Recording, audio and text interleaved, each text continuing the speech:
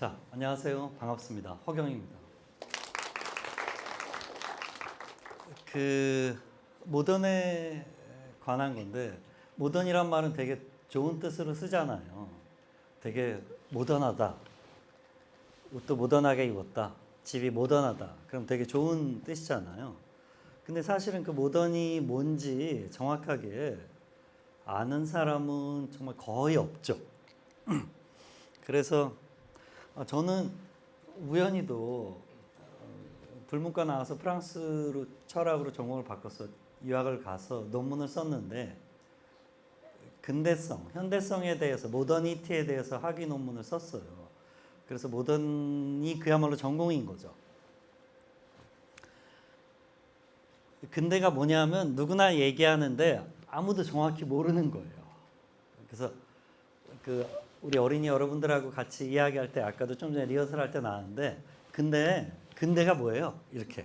그렇게 되는 거죠.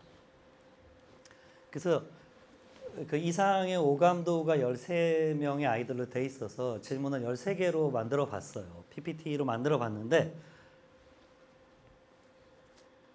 자, 첫 번째 질문 얘기해 볼까요? 근데는 어느 나라 말이에요, 선생님? 그러니까 맞아요. 근대는 어느 나라 말일까요? 여러분 한번 맞춰보세요. 근대는 어느 나라 말이죠? 한국말, 일본말, 그리스, 중국어, 프랑스, 일본. 자, 정답은 지금 제일 많이 나왔네요. 근대란 말은 놀랍게도 일본 말이에요. 1874년에 이 니시 아마네라는 사람이 1862년에서 64년까지 네덜란드 라이덴 대학에 유학했어요. 거기서 법학하고 경제학을 공부하고 이 사람이 뛰어난 학자라서 돌아와서 1874년에 책을 써요. 백일실론, 100가지 이론을 하나로 모으는 새로운 이론. 그게 철학이다. 철학이란 말도 이 책에서 처음으로 철학이라고 이 사람이 번역해서 쓴 거예요. 근데 철학이라고 하면 그게 되게 어렵고 저도 한국 사람이니까 알거든요. 예를 들어서 사회학은 사회를 연구하고 경제학은 경제를 연구하는데 철학은 철을 연구하지 않는단 말이죠. 그러니까 1874년이니까 일본은 지금도 그렇지만 한자를 안 쓸 수가 없게 돼 있단 말이에요. 일본은. 중국은 자기네 말이니까 원래 쓰고 1874년에 조선에서도 지식인들은 다 한자를 썼어요. 그래서 밝을 철. 그래서 다음 페이지를 보시면 그걸 안 써놨네. 밝을 철에 배울 학자로 돼 있어서 밝은 학문 이렇게 돼 있는데 1874년에 일본이나 중국이나 조선의 지식인은 그 철자가 기초를 닦는다 는 뜻이 있다는 걸 알아요. 그래서 철학이 기초를 다루는 학문이다. 이 뜻으로 번역한 건데 그 당시는 알았겠죠. 근데 지금 한국에서 한문학을 하거나 중문학, 한국 철학, 중국 철학을 하지 않는 이상 철학이라는 한글로 써놓은 말을 듣고 그게 기초를 묻는 학문이구나라고 알 수 있는 사람은 거의 아무도 없어요. 그래서 이거 뭔가 새롭게 번역할 수도 있어요. 테츠카쿠를 한국말로 음가로 읽으면 철학이 된다. 자, 그래서 이 사람이 번역한 사람이에요. 니시 아마네. 메이지 시대의 철학자인데 메이지 정부의 전쟁성, 교육성 등에서 근무했어요.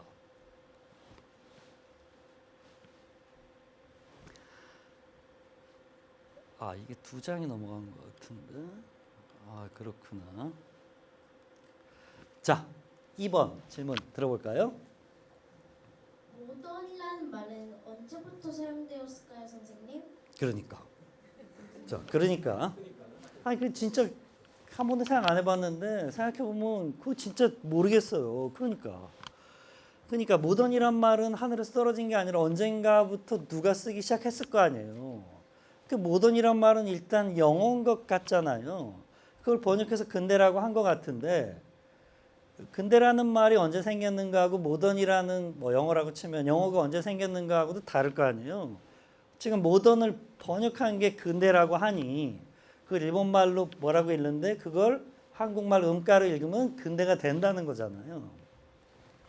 그래서 모던이란 말은 언제부터 사용됐을까? 일단 근대 서양어 모던의 번역인데 현재 우리가 보았을 때 최근, 요즘, 가까운 시대 이런 뜻인데 모던이라는 영어를 기준으로 할게요. 그냥 영어 현대어는 4세기 말 지금 곧 즉시를 의미하는 라틴어 부사 모도를 변형시킨 라틴어 모데르누스에서 온 거예요.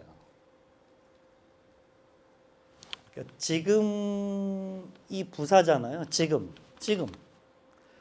지금 같은 지금의 지금 저 뭐 이런 거죠. 그게 요즘이라는 거잖아요. 그 요즘을 모데르누스라고 한 거예요. 그게 영어가 돼서 모던이 된 건데 4세기 말에 쓰였다고 했죠. 4세기 말에 무슨 일이 있냐? 로마 제국이 380년에 뭐 저는 종교가 없는데 설명을 드리는 거예요. 380년에 그리스도교를 국교로 받아들이죠. 그러면 요즘 최근은 그리스도교가 되고 요즘이 아니라 옛날은 그리스도교 이전에 아폴론이나 디오니소스나 이런 사람들을 사람이 아니지 신을 믿던 시대가 되는 거예요. 그래서 당시 모데르니는 최근 곧 그리스도교의 시대를 의미하는 거예요. 그때 처음으로 이 말이 쓰이거든요. 이에 대비되는 안티퀴는 예전 곧 그리스도교 이전에 제우스, 바쿠스 등을 믿던 다신교 시대를 의미해요. 그래서 어떤 단어의 의미를 알려면 그 단어에 저 어렸을 때는 반대말이라고 배웠는데 요즘은 상대어라고 한다고 하더라고요. 그러니까 어떤 사람이 뭘 하는지 알고 싶으면 그 사람이 뭘 반대하는지를 보면 좀 더 쉽게 알 수가 있잖아요. 그래서 모던의 반대가 모던이 그리스도교고 그 전이 그리스도교 전 아폴론. 그 근대가 되면 달라지거든요. 모던의 반대말들이. 그거를 잘 살피면 되죠. 자, 이거 좋은 질문이죠. 3번. 자. 미래 100세기를 사는 사람들은 오늘 21세기를 무엇이라 부를까요, 선생님? 그러니까 지금 우리는 근대라고 하면 언제를 생각하세요? 자, 근대를 현대라는 뜻으로 쓸 수도 있어요. 왜? 모도가 지금이니까. 그 일본말 번역하기 나름인데 근대 음악, 근대 철학, 근대 건축하면 21세기를 말하지 않잖아요. 그럼 언제를 보통 얘기하죠?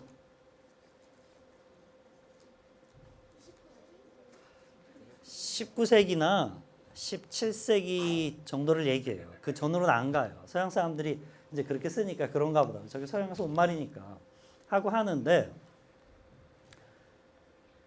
근대라는 게 뭐예요? 지금, 최근, 요즘 가깝다는 거잖아요. 그러면 지금은 17세기, 18세기, 19세기를 근대라고 부르죠. 그럼 100세기, 200세기 사람들은 21세기 사는 우리를 뭐라고 부를까? 근대라고 부를까? 중세? 고대? 예를 들어서 5000세기쯤 되면 그때까지 인류가 살아있으면 지금은 거의 원시 시대 그렇게 부르지 않겠어요? 그냥 가깝다 멀다라는 게 저한테는 이 친구가 제일 가깝고 좀 중간쯤 있고 제일 멀잖아요.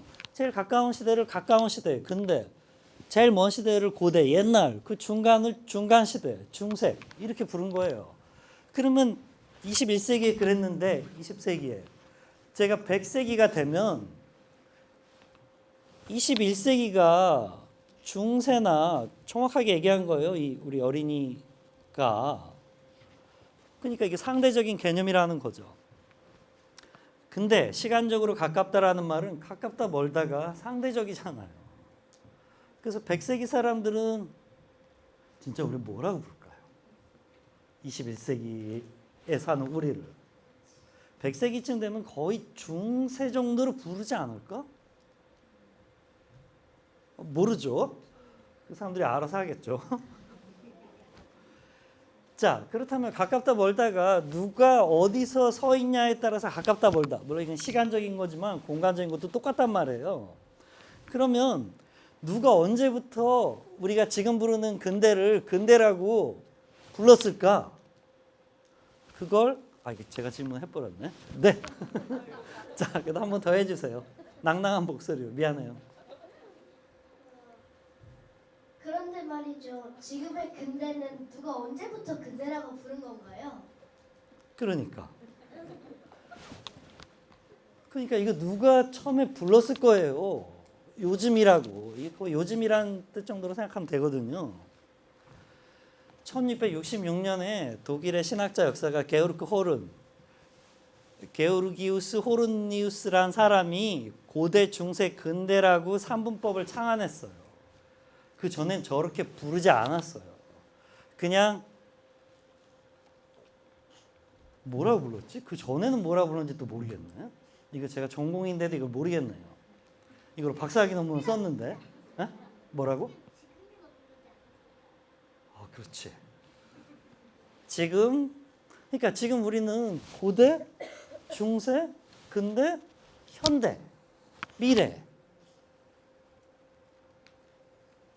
그러니까 그 다 일본 말들인데 그것도 이상해요. 근대, 중대, 근대, 현대라고 하지 않고 고세, 중세, 근세, 현세도 아니고 고대, 중세, 근대, 현대라고만 부르거든요. 그건 또 누가 언제 왜 불렀을까? 이게 당연한 것 같은데 사실은 세상에 당연한 게 한 개도 없고요. 누군가 처음에 그렇게 불렀어요. 그 사람이 부르면 그 다음 사람들은 뭐 논쟁이 있겠지만 다음 사람들은 아무 생각 없이 계속 그렇게 부르게 돼요. 그 사람들이 우리 머리를 사고방식을 지배하는 거죠. 그래서 이런 걸 배우면 공부를 하면 그건 진짜 누가 그렇게 불렀지? 뭐 누가가 중요하다기보다 왜 그렇게 부르게 됐지? 하는 질문이 저절로 생겨나죠. 서양에서 근대라는 말은 근대부터 본격적으로 사용됐어요. 당연한 말이죠. 근대가 있어서 근대라고 부른 게 아니라 자기 시대를 근대라고 스스로 부르면서 근대가 된 거예요. 이걸 저도 공부하다가 알았죠. 자, 5번. 서양의 근대는 언제부터예요? 그러니까 서양의 근대는 아까 1666년에 이 삼분법을 만들었는데 근대 도대체 근대라는 걸 누가 정했을까? 모던이라는 거. 사실 되게 궁금하잖아요. 여러분은 하나도 안 궁금하실 수도 있지만 생각해보면 되게 궁금할 수도 있어요. 오늘부터 궁금해하면 됩니다. 근대부터인데 서양의 근대는 보통 르네상스가 끝나는 17세기부터예요. 그럼 17세기에 무슨 일이 있었을까? 근대 철학의 아버지 데카르트가 있었죠. 데카르트라는 사람이 프랑스 사람인데 1596년에서 1650년까지 살았어요. 프랑스 사람인데. 근데 데카르트가 서양 근대 철학의 아버지라고 자기가 부르지 않았거든요. 내가 가까운 시대 철학의 아버지야 라고 사실 말할 수도 없어요. 왜냐하면 나는 지금을 살지 가까운 시대에 살지 않거든요.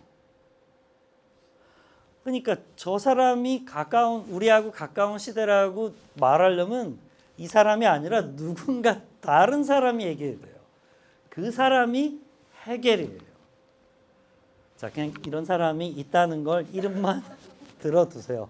몰라도 되는데 이게 재밌는 게 이런 이름을 한 번도 못 들어보면 뭐 들어봤을 것 같아요. 근데 한 번도 못 들어보면 그냥 봐도 못 보는데 이름이나 들어봤나? 해서 한번 들어보면 저거 내가 들었던 이름이야 하게 되거든요.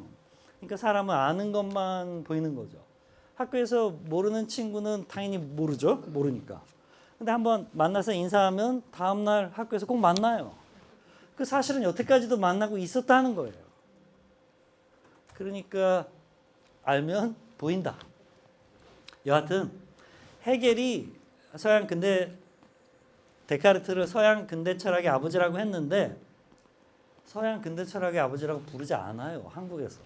근대 철학의 아버지라고 부르지. 서양은 지도, 장소에 관련된 거고 근대는 시간에 관련된 거잖아요. 그러니까 서양 근대 철학인데 서양이란 말이 떨어졌다는 건 마치 철학은 서양 철학이라는 것처럼 말하는 거예요. 심지어 서양하고 근대가 다 떨어져 나간 경우도 있어요.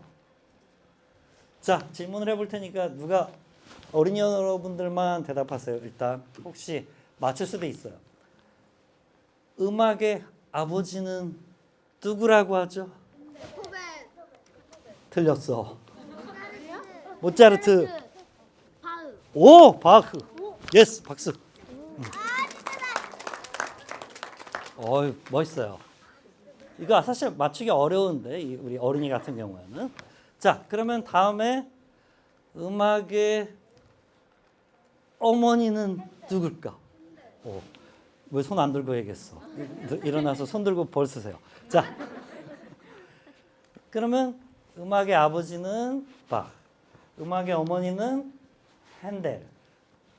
두 사람은 부부. 자식은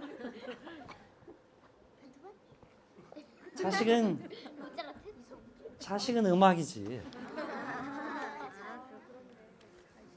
그렇잖아요. 그게 지금 서양 근대 음악의 아버지, 그게 다성 폴리포니를 만들었다고 해서 대입법이나 그 사람이 직접 만들었다기보다는 가장 활성화시켰다 이런 뜻인데 그 모노포니 그 전에 단성 음악이 아니라 사실은 그러니까 바흐를 음악의 아버지라고 부른다는 건 단성 화음은 음악이 아니고 다성 폴리포니부터 진짜 음악이야라는 식으로 서양 사람들이 부른 거예요. 근데 진짜 훌륭한 사람은 바흐였고 핸델도 못지않아 이렇게 뭔가 아버지를 좀 더 올리는 것 같은 이상한 말을 한 거예요. 둘이 대등한데. 근데 그 말에 서양 근대가 둘 다 떨어져 나가서 그냥 음악의 아버지, 그냥 음악의 어머니라고 불러요. 이게 서양이 지금 세계를 지배한다는 거예요. 모던처럼. 근데 헤겔이 하여튼 돌아가서 데카르트를 왜 근대성의 근대 철학의 아버지라고 불렀냐? 저 유명한 말이 있어요. 코기토 에르고 숨. 제가 프랑스에서 공부했으니까 je pense donc je suis. I think therefore I am. 나는 생각한다. 그러므로 나는 존재한다. 이런 말을 1637년에 방법 서설에서 데카르트가 썼단 말이죠. 그게 무슨 말이냐? 그 전에는 믿음으로 돼 있었는데 데카르트가 사유, 생각으로 바꾼 거예요. 그러니까 그 전에는 이게 서양 얘기를 제가 옮겨서 하는 거예요. 데카르트가 하는 식으로. 하느님의 뜻이니까 내가 받아들이는 식으로 돼 있었는데 데카르트는 그게 하느님의 뜻인지 결정하는 사람은 하느님일 수가 없고 어떤 경우에도 나라는 거예요. 맞죠? 저게 하느님의 뜻이라고 생각하는 게 하느님이에요, 나예요? 나잖아요. 아니라고 생각하면 아니라고 생각하는 게 하느님이에요, 나예요? 나예요. 이 말이 마음에 안 드는 분은 그렇게 생각하는 게 누구예요? 나거든. 그러니까 어떤 경우에도 내가 생각하는 거였어. 몰랐는데. 그래서 헤겔이 데카르트를 이렇게 묘사했어요. 데카르트는 우리 전 시대의 마지막 사람이 아니라 우리가 속한 이 시대의 첫 번째 사람이다. 그러니까 사실은 데카르트가 우리 시대를 뭐죠? 네. 우리 시대를 만들었다. 이렇게 말하는 거죠. 자, 전체 화면으로 해주시면 좋겠고 6번 들어볼까요? 그러면 르네상스는 마지막 중세가 되는 건가요? 그러니까 중세 다음에 르네상스가 있고 근대가 시작되는 건데, 자 슬라이드 쇼를 하면 되죠. 시작되는 건데 그렇게 데카르트부터 근대가 되면 보통 르네상스 휴머니즘부터 새로운 시대, 중세 다크 에이지 어두운 시대가 끝나고 새로운 시대가 됐다고 했는데, 그렇게 되면 르네상스가 꼭 중세인 것처럼 보이게 된단 말이죠. 가까운 시대의 시작이 아니라 지난 시대의 마지막처럼 보이게 된다고요. 르네상스가. 그래서 자 다음 거를 보시면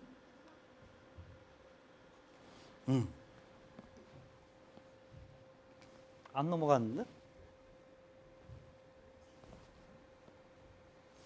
자, 이런 거 너무 재밌지 않아요?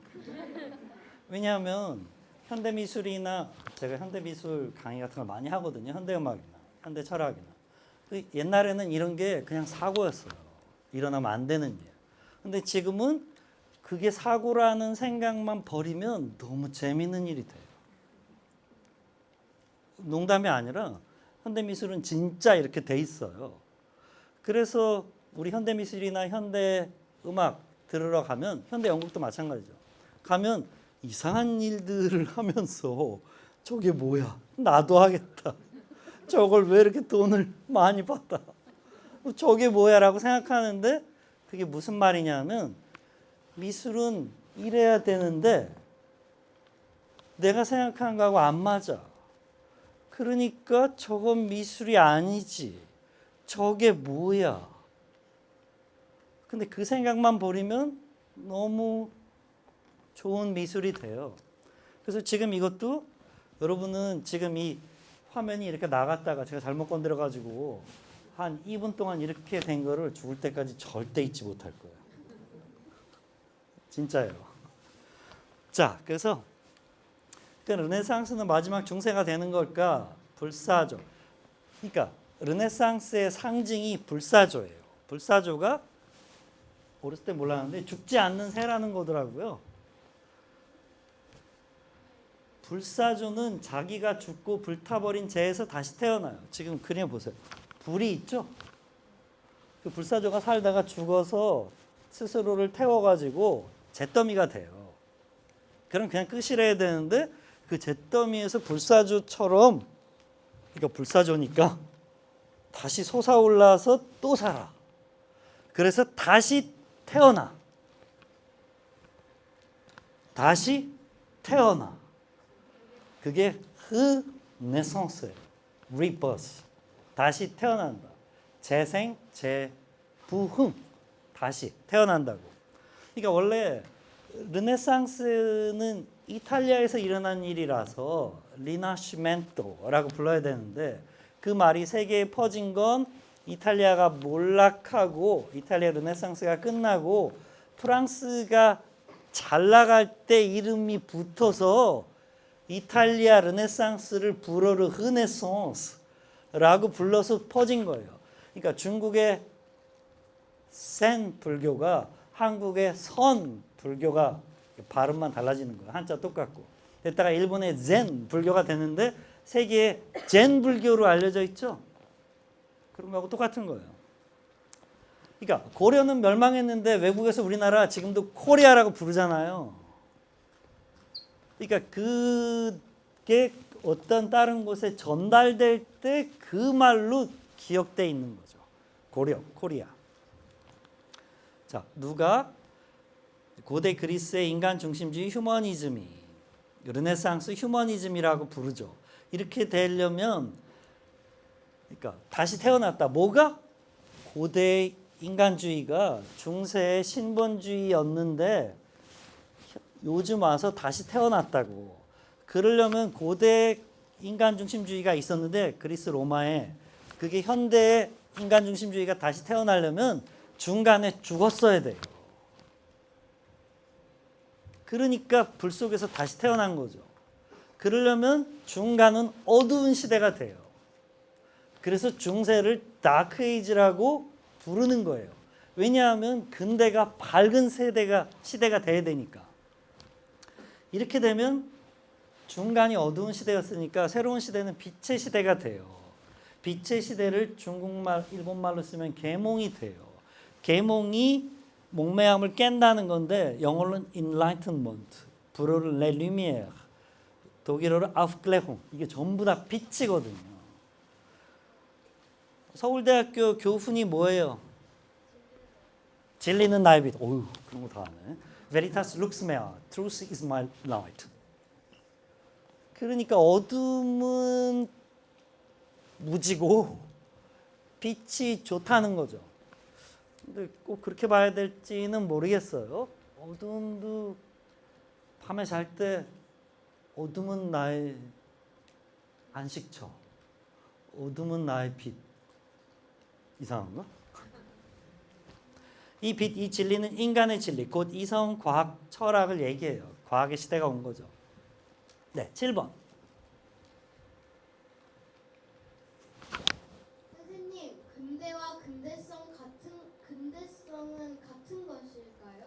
그러니까 이거 사실 너무 어려운 질문인데 저는 옛날에 같은 건 줄 알았어요. 그러니까 근대가 있고 그 근대에 해당되는 거를 근대성이라고 부르는 줄 알았는데 공부해 보니까 거꾸로예요.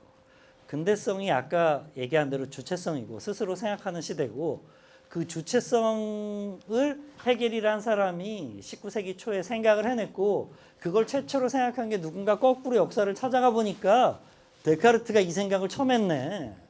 그러니까 데카르트는 지난 시대의 마지막 사람이 아니라 내가 속해 있는 지금 이 시대의 첫 번째 인물이네. 그래서 근대성이 근대를 발명한 거예요. 저는 근대의 핵심이 근대성인 줄 알았는데 근대성을 헤겔이 생각하고 그걸 역사에서 실제로 찾아낸 거예요. 거꾸로인 거죠. 헤겔이 이렇게 무섭게 생겼어요. 그래서 근대성, 주체성이 형성됐을 때 곧 스스로 생각하게 되었을 때부터가 근대다. 이해하겠죠?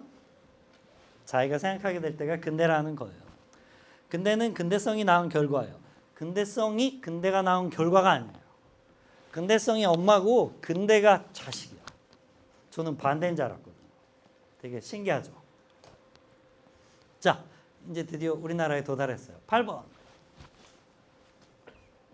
선생님, 그런데 우리나라의 근대는 언제부터일까요? 그러니까 우리나라의 근대는 언제부터인 것 같아요? 깜짝 놀랐죠. 자, 여러분 한번 얘기해 보세요. 우리나라의 근대는 언제부터일까요? 네. 네? 일제강점기 1910년부터. 좋아요. 또 이건 뭐 사실 정답은 없고 각자 의견만 있는 거죠. 19세기 1801년부터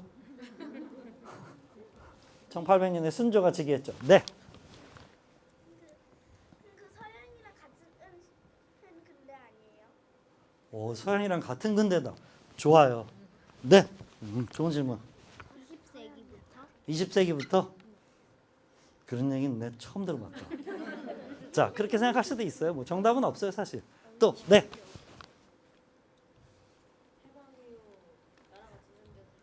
해방 이후 나라가 재생됐을 때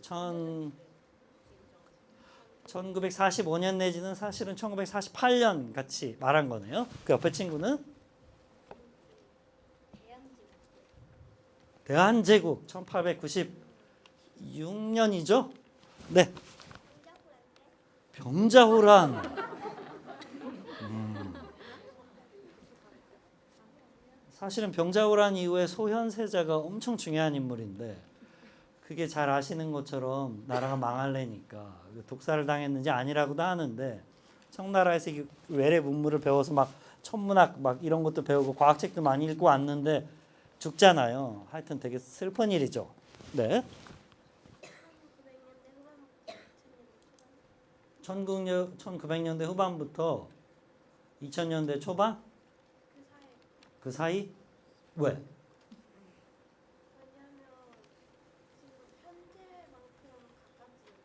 지금 현재만큼 가깝진 않다. 그거 되게 훌륭한 말이네. 왜냐하면 지금 2024년이니까 가까운 시대는 사실 저렇게 말하는 게 제일 맞을지도 몰라요. 네, 지금 누가 손 드셨는데? 네, 박지원. 그 말씀은 아마 실학이라는 실사구시를 말씀하시는 것 같아요. 이제 한 분만 더 들어보죠. 여긴 손. 네, 일단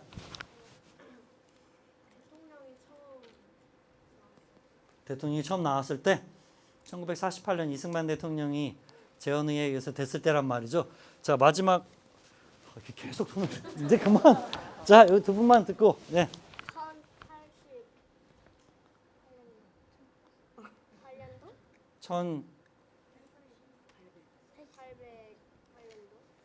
1808년? 1888년? 오, 사실은 정답에 제일 가까운 말을 해준 거예요. 왜냐하면 보통 갑신정변 1884년, 갑오경장 1894년 보통 이렇게 얘기하거든요.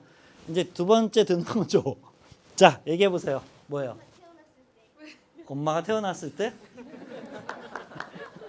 자, 우리 박수 한번 주세요. 큰 웃음 좋네요. 저런 대답은 천재 아니야? 어떻게 그런 대답을 생각해낼 수가.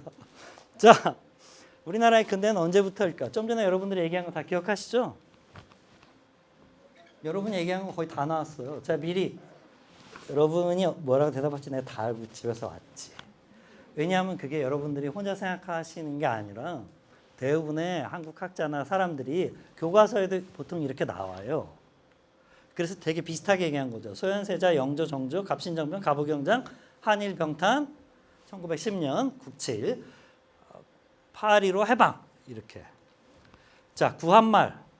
이게 1990년대에 선교사가 찍은 우리나라 아이들 모습이라고 하는데 저 앞에는 왜 옷을 안 입혔는지 모르겠는데 하여튼 근대라는 말은 일본 말인데 그 전에 한문으로는 개화라고 했어요.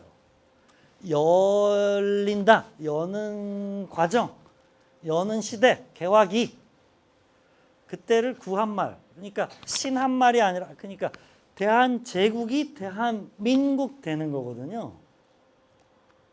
제자를 민자로만 바꾸면 황제국가에서 백성들이 주인 되는 민주공화국이 되는 거잖아요. 그런 식으로 생각한 건데 사실 근대화의 실내용은 그냥 서양화인데 1890년대에는 미국이 아직 2차 대전 끝나기 전이라서 사실은 그냥 서양화는 유럽화예요. 근데 그게 불행하게도 우리나라는 일본에 의해서 많이 이루어져서 일본에 의해서 해석된 번역된 근대라고 보죠. 이거를 잘 연구해야 돼요. 서양의 근대는 잘 보세요. 서양의 근대는 자기 과거를 부정하는 거예요.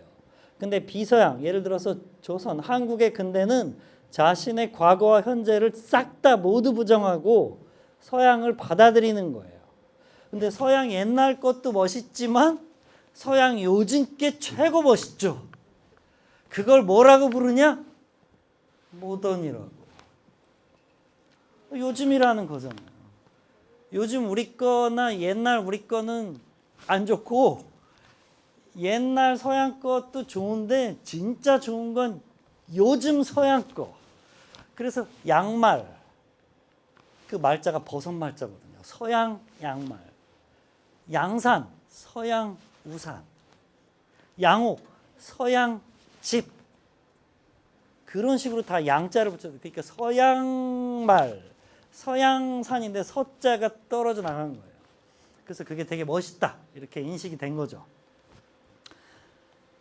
우리 것이 좋은 것이요. 근데 서양 것이 좋은 것이요. 이거 어떤 거죠? 서양 것이 최근 것이고 요즘 서양 것이 쿨하다. 한마디로 모던한 거죠. 그 제가 불어하고 라틴어 조금 공부하고 영어하고 독일어도 좀 읽고 그리스어도 좀 공부하고 이렇게 하는데 진짜 쿨하고 멋있는 건 우리말을 사용하는 거예요. 우리께 쿨해요. 국악이, 판소리가, 소리가, 민요가 쿨한 거예요. 그렇게 생각해 볼 수 있고 그렇게 느낄 수 있어요. 그렇게 보면 됩니다. 그러니까 남의 게 멋있고 내게 초라하다? 뭐 그럴 수도 있어요. 근데 그거는 사실이 아니라 판단이고 가치 판단이고 해석이거든요.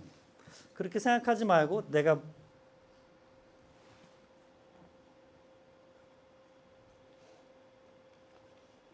우리 아버지 옷은 저한테 안 맞잖아요. 제 옷은 제 딸한테 안 맞아요.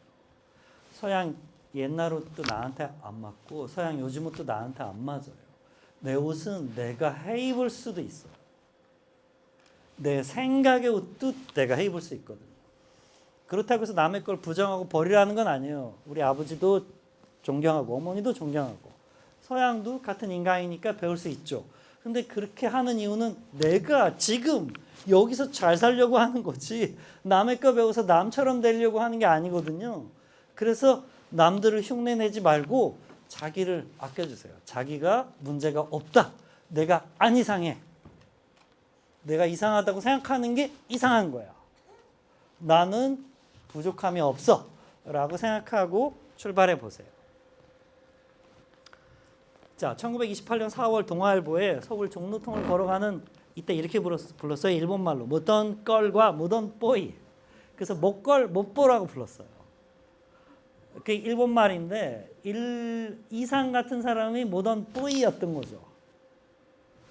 그래서 여기 이게 캐리커처인데 보면 바이올린 케이스를 들고 중절모를 쓰고 서양 옷을 입고 넥타이를 메고 신발 뭐 이 스틱 같은 걸 들고 있고 여성분은 저기 선글라스인지 하여튼 되게 모던한 안경을 쓰고 머리 스타일 저기 비녀나 쪽진 머리가 분명히 아니고 그리고 원피스 아닌 것 같네. 하여튼 이 서양 스커트 같은 걸 입고 있고 신발도 이게 몰리머리가 단화 내지는 하이힐인지 뭔지를 그러니까 양장 서양 옷, 양복 서양 옷을 입고 있었던 거죠. 그러니까 서양을 따라한 일본에 의해서 나라가 망했으니 서양께 되게 훌륭하고 근데 그게 일본을 통해서 수입됐으니까 일본 서양께 그리고 실제로 돈도 많고 잘 살았으니까 세련되고 멋있었겠죠. 우리 건 초라하게 보이고 그래서 지금 우리나라에서 우리나라 거 뭐 도자기든 판소리든 가야금이든 한옥이든 탈춤이든 이런 거 지킨 분들이 있잖아요. 되게 훌륭한 분들. 그거 아무도 그 가치를 알아주지 않고 막 100년 이상 폄하가 됐는데 그게 지금 보면 되게 멋있고 좋은 걸 수도 있거든요. 그것만 좋아라는 건 아니에요. 그러니까 우리께 좋다는 게 남의 게 후져로 가면 되게 초라해지죠, 사람. 우리께 내가 자신이 있으면 남도 인정해 줄 수 있어요. 그래서 우리 것도 좋고 남의 것도 좋은데 여태까지 남의 거 서양 것만 좋고 우리 게 되게 초라하다고 생각했는데 절대 그렇지 않아요. 그 생각만 바꾸면 됩니다. 그래서 식민지 근대화론, 자생적 근대화론이 있는데 이건 어려우니까 그냥 넘어가고요. 나중에 자 9번. 그런데 서양의 근대와 우리의 근대는 같은 것일까요? 그러니까 아까 저쪽 친구가 얘기했죠. 서양 근대가 우리 근대 아니에요? 그 사실은 실제로는 그 친구가 제일 정확한 얘기를 한 거예요. 왜냐하면 근데 그 이상한 게 여러분이 볼 때 여기가 서쪽이라 치면 서양의 근대는 서양 그러니까 시간이지만 공간으로 생각해 봐요. 예를 들면 우리는 동쪽이 여기라고 치면 지도를 보세요. 우리는 극동 동쪽에 동양에 살죠. 그렇죠? 그 끝에 Extreme Orient 혹은 Far East 극동에 살죠. 그러면 중동이 있죠. 그럼 중동이 여기쯤이라 해야 되는데 중동이 여기고요. 근동이 여기고 그러니까 누가 봤을 거 아니에요. 누가 봤으니까 가까운 동쪽, 중간 동쪽 근데 한국이나 일본을 극동이라고 하면 여기쯤 예를 들면 인도 정도를 중동이라고 불러야 되는데 누가 본 걸까? 그리스 사람들이 가까운 동쪽, 근동, 좀 먼 동쪽, 중동, 진짜 먼 동쪽, 저 끝까지 다 극동. 그럼 거꾸로 근서, 중서, 극서란 말 들어본 적 있어요? 없잖아요. 그러니까 이게 남의 눈으로 우리를 본 거예요. 저는 옛날에 제가 동양에 극동에 2024년에 사는 줄 알았어요. 근데 생각해 보세요. 내가 어떻게 내 동쪽에 살아요? 난 여기 살지 그냥. 2024년 그거 서력이잖아요. 서양 달력. 그 서양 달력을 내가 써도 돼요. 그러니까 이렇게 말해볼 수 있죠. 자, 위도, 경도 이런 게 있죠. 근데 위도가 이 높낮이고 경도가 이 지구를 열대가 이렇게 뺑뺑 도는 이거잖아요. 360도로. 0도이자 360도인 데는 어디가 기준일까요? 뭐? 뭐라고요? 분초점? 분초 좌우선. 오, 맞아. 그 정답이에요. 박수. 본초 좌우선. 이제 이해했어. 자, 그 기준은 0도이자 360도인 데는 어디죠? 영국 그리니치.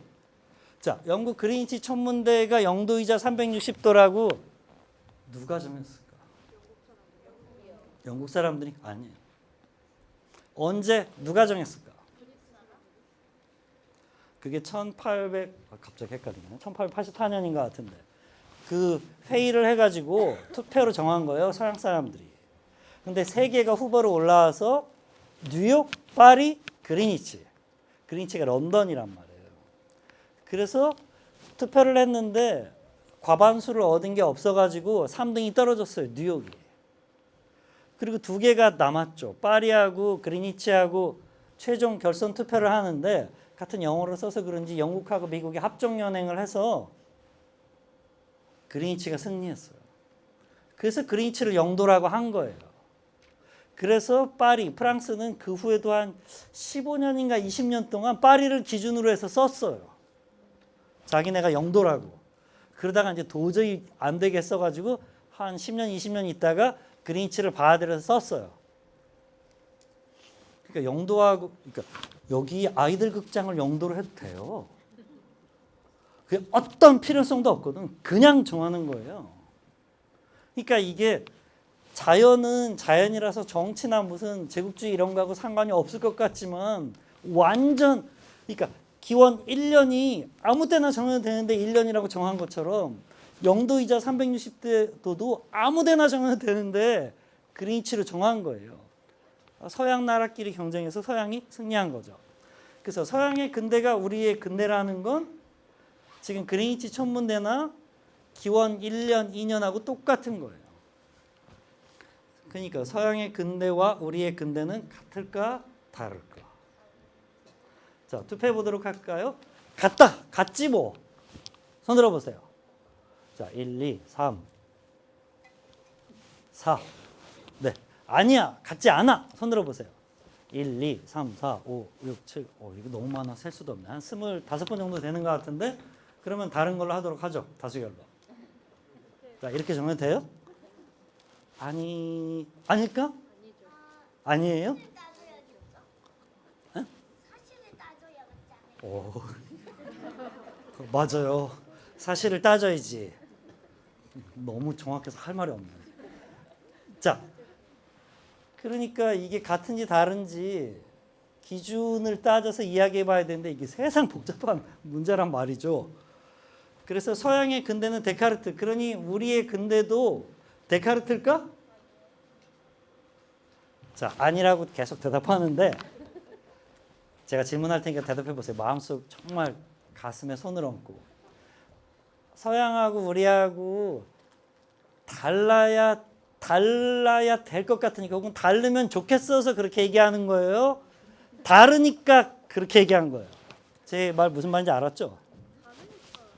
달라요? 오, 그 말투가 진짜 다르다는 건데 뭐가 달라요? 서양하고 우리하고 왜 근대를 다르게 봐야 될까? 근대든 뭐든 시대가 다르고 그 각자 문화가 다르니까. 완전 설득됐어. 좋아요. 그렇죠. 자, 서양이 보편적인 공통분모라면 우린 이런 걸 찾아야 되겠죠. 우리의 데카르트는 누굴까? 그게 우리 근대겠죠. 근데 이게 지금 제대로 된 질문 방식인 것 같아요? 혹은 왜 아니란 말인가? 이렇게도 말할 수 있죠. 자, 10번. 인간에게는 언제 어디서나 누구에게나 적용되는 근대가 있는 것일까요? 그러니까 여기 들어오시기 전에 지금 정확하게 몇 분이에요? 51분. 50분 전에는 이 생각 한 번도 안 해보셨죠? 49분. 왜냐하면 저는 이거 공부하니까 관심 있지만 보통 이걸 의식적으로 관심 있을 수도 있지만 그냥 막연하게 이렇게 무의식적으로 뭐 관심 없지도 않지만 있지도 않고 뭐 그냥 이렇게 생각했는데 여기서 막 이렇게 막 따져가면서 정확하게 얘기하니까 그러게 궁금하기도 하네. 갑자기 좀 궁금해졌어. 이럴 수도 있잖아요. 자, 인간 자체의 보편성이 있을까 없을까? 그러니까 서양 사람도 사람이고 옛날 사람도 사람인데 신라 사람하고 요즘 우리하고 같은 보편성이 있을까? 혹은 신라 옛날 사람하고 지금 아까 그리니치 영국 사람하고 정말 다르기만 할까? 예를 들면 DNA 염기서열 구조의 차원에서 보면 똑같거든요. 아기를 낳을 수 있단 말이죠. 같이 사랑을 해서 같이 자고 하면. 그러면 보편성이 있다고도 할 수 있겠지만 그 보편성을 꼭 DNA 구조로만 다 볼 거냐? 그건 되게 복잡한 문제죠. 따져봐야 돼요. 그러면 이렇게 묻게 돼요. 11번. 네. 그렇다면 서양이 인간의 보편성을 가장 먼저 실현한 건가요? 그러니까 저렇게 묻지 않을 수가 없게 되고요. 실제 서양 사람들이나 심지어 비서양의 가령 예를 들어서 저 어렸을 때만 해도 이런 얘기를 했어요. 미국 쫓아가려면 100년 정도 걸리고 일본 쫓아가려면 50년 걸리고 막 이렇게. 그거는 원트랙 길이 하나고 그 따라가면 쟤네는 먼저 갔고 우리는 나중에 쫓아가서 열심히 조국 군대화 해가지고 조국 근대화. 그 50년대 미국 사회학자들이 만든 말이에요. 근데 미국에 유학 갔다 온 우리나라 그 비로크라트, 그 관료, 행정가, 학자들이 근대화란 말을 받아들여서 쓴 거예요.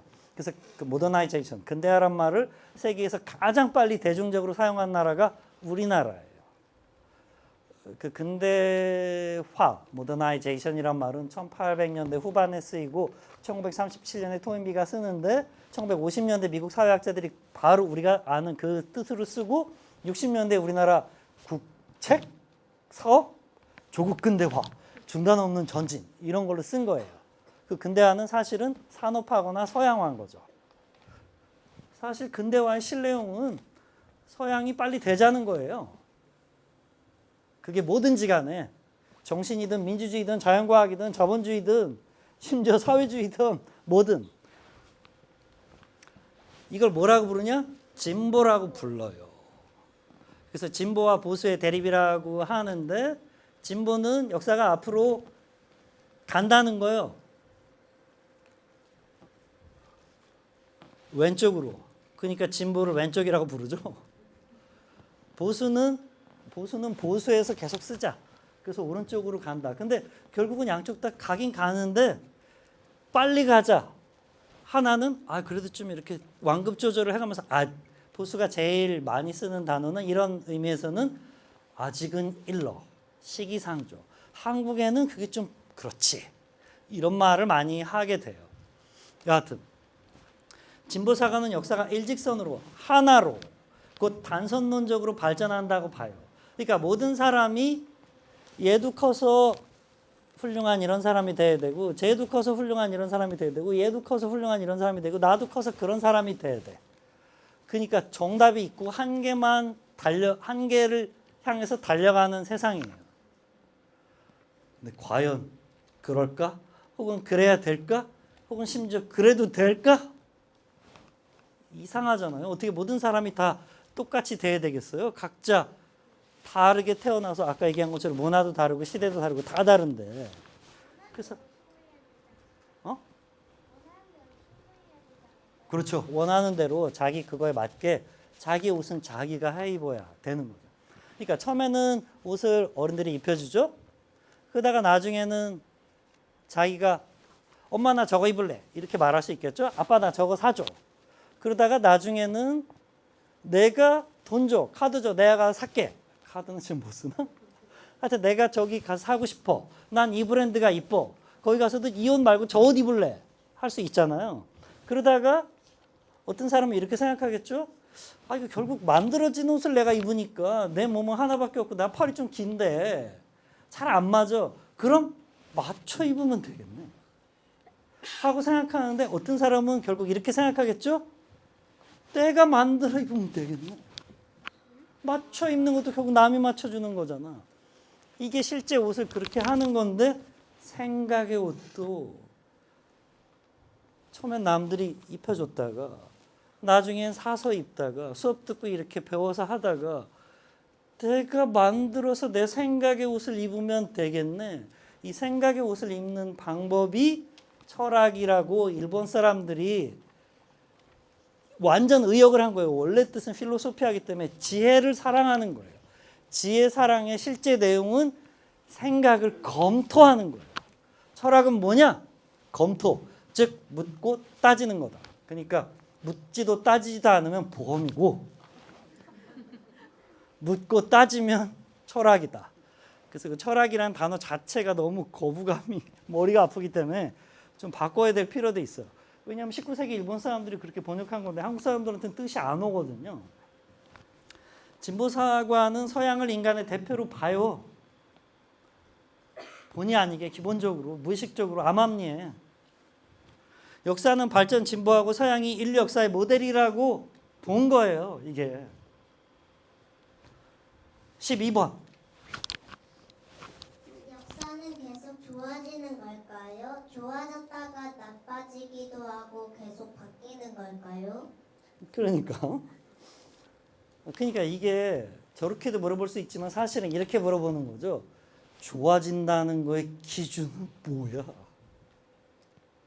예를 들어서 20살 때 제가 사랑을 할 때 더 순수하고 막 열정적이었겠죠? 근데 다르게 생각하면 지금의 저는 그때에 비해서 순수하지는 못할지 모르지만 더 사고는 덜 칠 수도 있고 더 속 깊은 생각을 할 수도 있잖아요. 그러면 20살 때보다 지금이 더 좋아졌다고 말할 수도 있겠지만 사실은 온갖 계산 다 하고 하는 걸 보면 그 부분은 나빠졌다고 말할 수도 있거든요. 그래서 이 측면에서 보면 좋아졌지만 저 측면에서 보면 오히려 못해졌다고도 볼 수가 있거든요. 그래서 이걸 진보나 성장이라고 보지 말고 그냥 달라졌구나.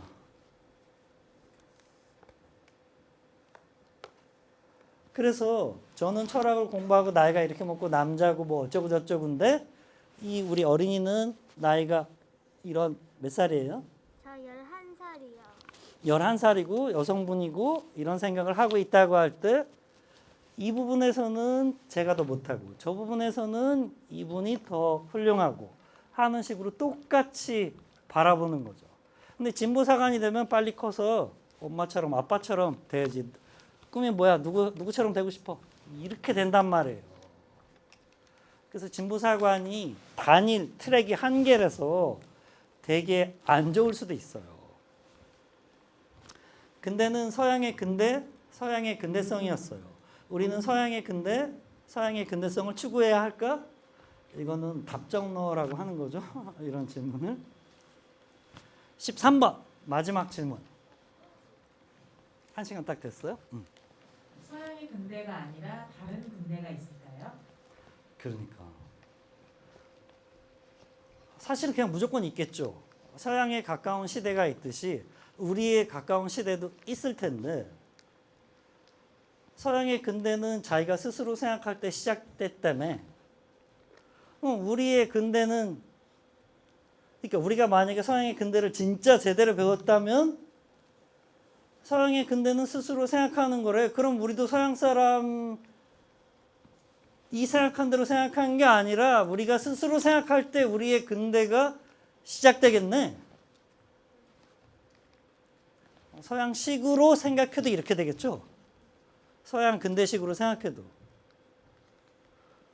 근데 이런 질문을 해보세요. 지금 서양 물리학이 아니면서 사이비 물리학이 또 아닌 비서양 물리학이 지금 없거든요. 없죠? 없어요.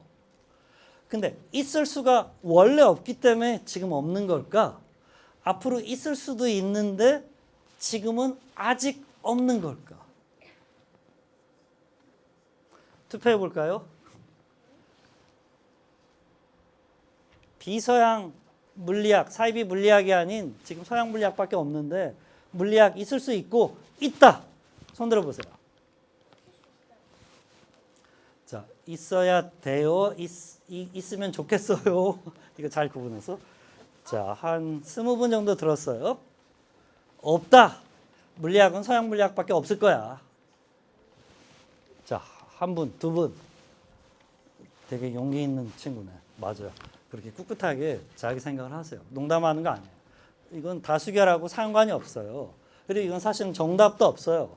그래서 옳고 그름의 문제가 아니라 그러니까 서양 물리학의 기준, 서양 물리학을 기준으로 놓으면 서양 물리학이 아닌 물리학은 있을 수도 없고 그러니까 지금 없고 앞으로도 영원히 없겠죠. 근데 물리학의 기준이나 정의가 달라지면 다른 물리학도 생겨날 수도 있겠죠. 예를 들면 좀 전에 질문을 자, 한의학은 의학일까요? 사이비 의학일까? 서양식으로 얘기하면 사이비 의학이 돼야 돼요. 좀 전에 질문을 이렇게 바꿔볼게요. 서양 미술이 아니면서 사이비 미술이 아닌 비서양 미술이 있을까? 당연히 있죠. 그건 당연히 있거든요. 근데 철학이나 과학이 되면 철학도 있을 수 있을 것 같은데 과학 정도 되면 잘 모르겠어. 헷갈려. 그래서 이게 되게 복잡한 문제예요. 하여튼 가장 중요한 건 서양 거라고 버릴 필요도 없고 서양 거라고 맹종할 필요도 없는데 세계를 서양이 힘으로도 총칼로도 옛날에 지배했지만 지금은 사실은 과학 같은 경우에는 총칼로 서양 물리학을 믿어 안 믿으면 죽어 하는 게 아니라 서양 물리학이 결과가 너무 효과적이기 때문에 서양 화학이 의학이 의학만 돼도 벌써 이게 헷갈려요. 그런 침술이나 이 침술이라고 부르는 것 자체가 뭔가 약간 폄하하는 것처럼 들려. 학문이 못되고 기술에 불과하다 이런 식의 뉘앙스가 있거든요. 이게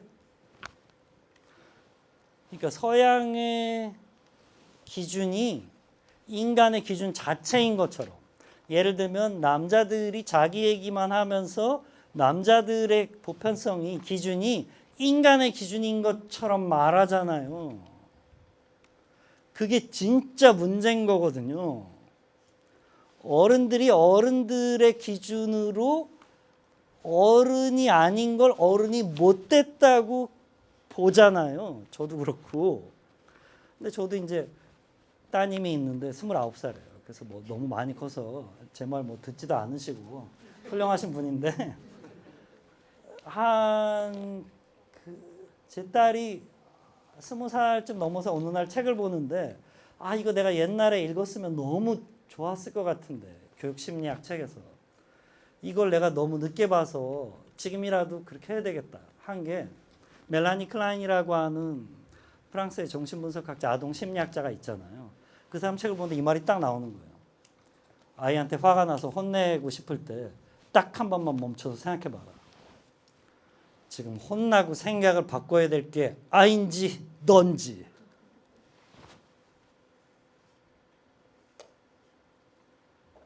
그 말을 듣고 제가 아이한테 수십 년 동안 화난 상황들이 있잖아요. 들을 생각해 보면 사실은 거의 대부분 걔는 아무 문제도 없었어요.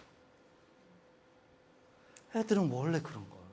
그게 무슨 버릇 없어도 괜찮고 뭐 아무렇게나 뭐 아나무인으로 해도 괜찮다는 말을 하는 게 아니라 애들은 원래 그렇게 정신없이 돌아다니는 걸 가지고 내가 피곤하니까 좀 정신없이 그러지 말고 했던 거예요.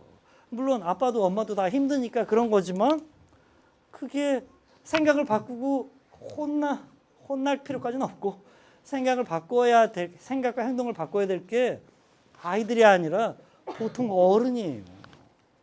그래서 이런 생각을 듣는 것만으로도 제가 오늘 강의 되게 잘하고 있죠. 그죠? 어? 어린이 여러분. 그렇죠? 어? 그래서 우리는 근대를 어떻게 바라봐야 될까?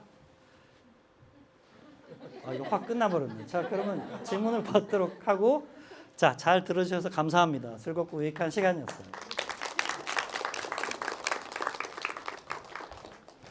자, 질문을 받는 거죠? 네. 마이크가 또 있죠. 자, 손 들어보세요. 오, 좋아요. 네, 첫 번째. 잠깐! 이게 녹화도 되고 하니까 영혼이 남기 때문에 얘기를 잘해야 됩니다. 자, 왔어요. 고맙습니다. 왜 서양이 모던인 거예요? 그러니까 좋은 질문했네. 그러니까 그리고 심지어 중요한 건 번역도 안 했다는 거예요. 일본 사람들이. 그러니까 근대라는 번역어가 있는데 근대 보이, 근대 거리라고, 그러니까 근대 소년, 근대 소녀라고 안 하고 모던 보이, 모던 걸이라고 했거든, 아예. 그러니까 그거 자체가 영어를 쓰는 게 쿨하다는 거잖아요, 지금. 왜냐하면 그게 서양이 일단 군사적으로 강하고 정치적으로 따라서 강하고 경제적으로 강한데 그렇게 무식하게 힘만 세고 전쟁만 잘하고 돈만 많으면 그냥 오랑캐라고, 옛날에 처음에 오랑캐라고 불렀잖아요. 양회 뭐 이렇게 초기 양회 뭐 이런 식으로 불렀는데 그 사람들이 보니까 민주주의도 있고 자연과학도 있고 자유주의 뭐 인권 개념 뭐 여성 인권 동물은 그때는 없었지, 동물권 이런 걸 얘기하니까 이게 그냥 아무렇게나. 그리고 우리나라에 알렌이라는 사람이 제중원, 광해원을 세웠는데 그게 명성황후의 그 친척인 민영환인 것 같은데 이거 정확치 않아요. 맞을 거예요. 그분이 그 습격을 당해가지고 칼로 이렇게 자상을 입었는데 한의학은 외과 수술이 발달이 안 했기 때문에 이게 원래 죽는데 이 선교사 알렌 직업이 외과 의사란 말이에요. 그래서 바늘로 꼬매가지고 이 사람을 살려요. 왕비의 친척을. 그래서 고종하고 명성황후가 야, 그거 되게 훌륭하네 해가지고 예산을 따가지고 광해원하고 제중원을 세워서 그게 이제 선교 이렇게 된 거예요. 그러니까 이게 우리나라에서만 벌어진 일이 아니라 전 세계에서 이게 제국주의나 식민지 침탈, 노예 제도 뭐 이런 거하고 다 엮여 있지만 이런 식으로 돼서 서양 것이 쿨한 것이요. 그러니까 쿨이란 말도 벌써 영어로 쓰고 있잖아요. 그렇게 된 거죠. 네, 또. 네, 질문. 자, 마이크가 오면 얘기해 주세요. 근데 왜 선생님은 왜 말끝마다 그러게요를 붙이는 거예요?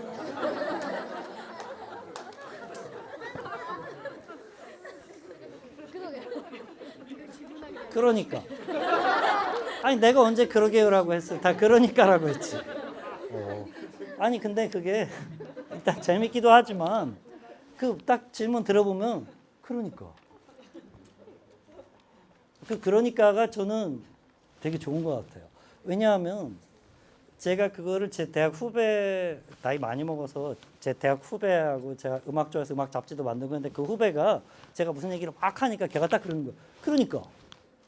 근데 딱 그 말을 들으니까 완전 긍정, 내 말에 동의한다는 말이잖아요. 그러니까.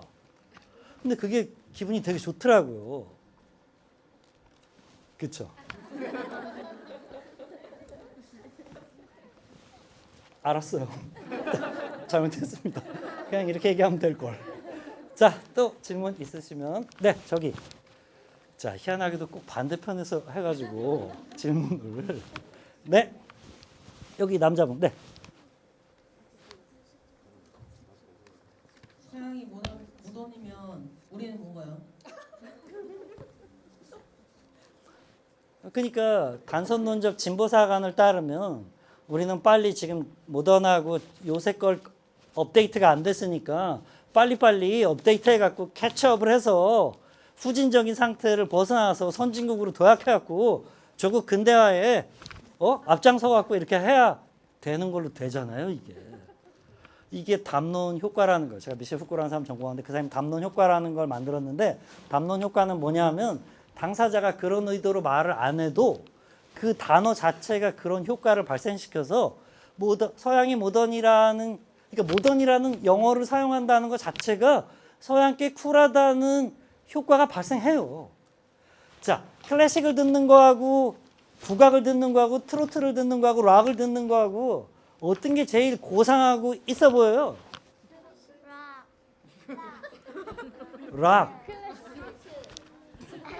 락 스피릿. 맞아. 근데 보통은 클래식이라고 대답하는데 이건 사실 주관적인 거고 답이 없는 거잖아요. 저는 당연히 락이죠. 근데 보통 물어보면 다 클래식이라고 해요. 그러니까 이게 내가 클래식을 고상하게 생각해야지 라고 생각한 적 한 번도 없고요. 클래식이 고상한 거야. 클래식을 들어. 이렇게 얘기한 사람도 한 번도 없어요. 근데 전 세계 모든 사람들이 클래식이 고상하고 있어 보이도록 느끼도록 조건화가 돼 있어요. 이걸 우리가 공부를 하면 클래식을 좋아하는 건 전혀 문제가 아니죠. 저도 클래식 엄청 좋아하고요. 클래식 얼마나 좋아요. 근데 클래식만 훌륭하고 나머지 것들은 안 훌륭하다는 너무 유치하잖아요. 우리 것이 좋다가 우리 것이 좋고 너 것도 좋아가 돼야지 우리 것 좋고 니네 건 쓰레기야. 니네 건 형편없어. 너무 치졸하잖아요. 그래서 서양도 그렇게 이제 하면 안 되고 우리도 그렇게 하지 말고 클래식 인류의 문화유산이고 아름답고 좋죠. 근데 클래식을 내가 왜 꼭 클래식이 제일 고상하고 좋다고 있어 보인다고 생각하게 됐지? 이건 한번 생각해 볼 만하죠. 그걸 우리 선생님들이 음악이나 연극이나 문학이나 이런 데서 다 해주시고 있는 것 같아요. 근데 이제 저는 철을 공부하는 사람이니까 이거를 그 기초를 놓는 사람이니까 근본적으로 얘기를 하는 거죠.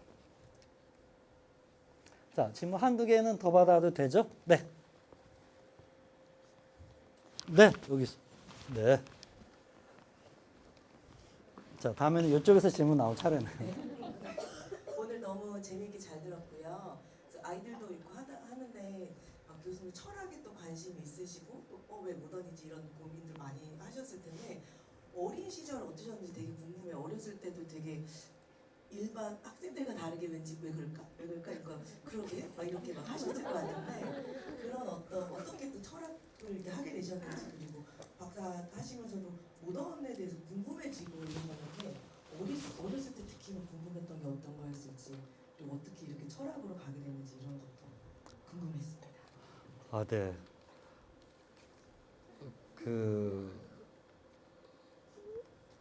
좋은 질문이고요.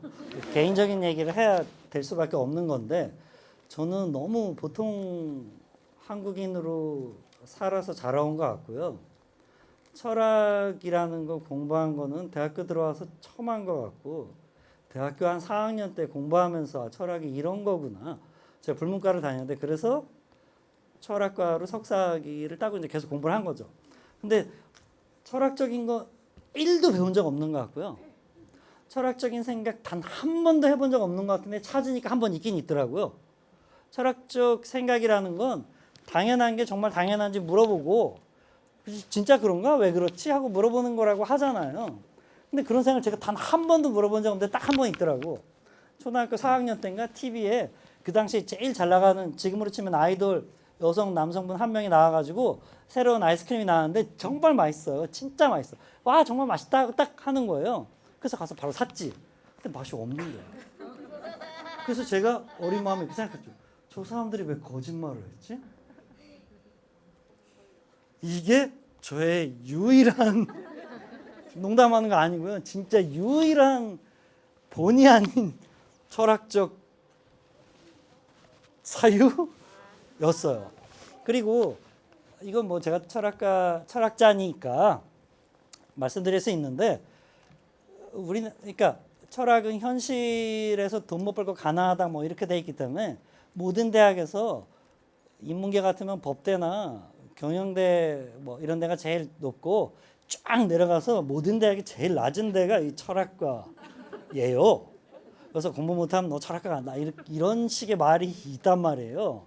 근데 제가 대학을 갈 때 한 대학교만 지원할 수 있었고 거기서 1, 2, 3지망을 과를 정할 수가 있었어요. 그게 다야. 그러니까 두 개의 대학을 지원 못하고 대학 한 개만 지원할 수 있는데 거기서 지원을 3개를 해가지고 그중에 제일 높은 데 내가 이제 하여튼 내가 가고 싶은 데 된 거 중에 내가 제일 마음에 드는 데가 되면 거길 가는 거죠. 근데 이제 시험을 생각보다는 좀 못 봤기 때문에 제가 원하는 과를 갈 수가 없었는데, 그러니까 선생님이 진학 상담할 때 이렇게 얘기하셨어요. 볼펜을 딱 꺼내가지고 경희는 여기는 좀 위험하고 여기는 좀 아깝고 여기를, 그게 불문과하고 동문과였어요. 그래서 이제 그걸 고민하다가 그러니까 철학과는 100% 합격하는 거예요. 안정 지원이 되는 거죠.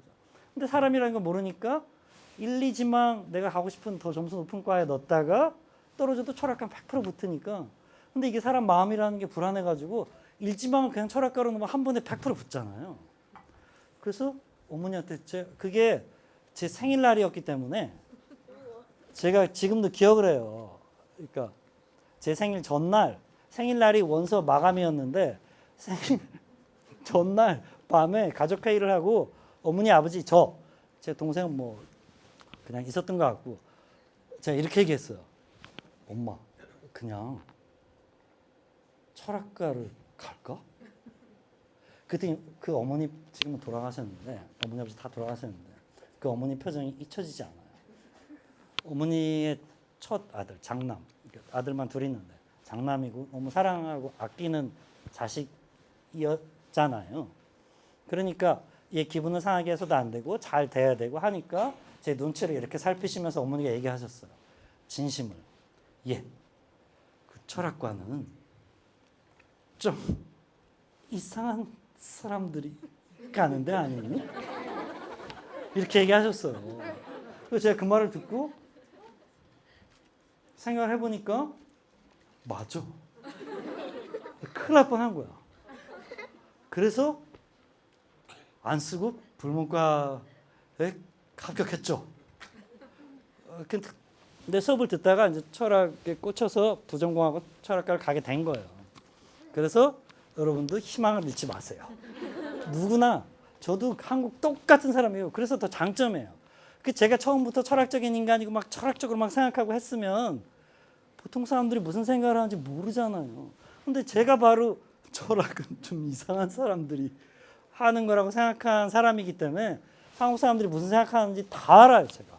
그리고 수업 때 첫 시간에 철학에 대한 당신의 첫인상을 적어내세요. 이런 걸 수십 년 동안 받았거든요. 그래서 한국 사람들이 무슨 생각하는지 다 알고 다 각계격파할 수 있어요. 그래서 이렇게 마이크를 카메라에서 훌륭한 강의를 하는 겁니다. 자, 오늘 수업은 여기서 마치도록 하죠. 감사합니다.